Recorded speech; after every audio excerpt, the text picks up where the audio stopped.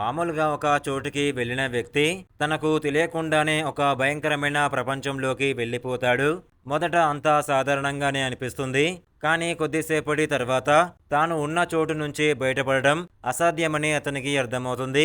ఎటూ చూసినా ఒకేలా కనిపించే గదులు, తిరిగిన చోటే మళ్ళీ కనిపించే దారులు, బయటకు వెళ్లే మార్గం మాత్రం ఎక్కడా కనిపించదు. అక్కడ ఎవరూ లేనట్టే ఉంటుంది. కానీ ఎవరో వెంటాడుతున్నారనే భయం మాత్రం క్షణం కూడా వదలదు. ప్రతి క్షణం గడిచే కొద్దీ అతని పరిస్థితి మరింత ప్రమాదకరంగా మారుతుంది.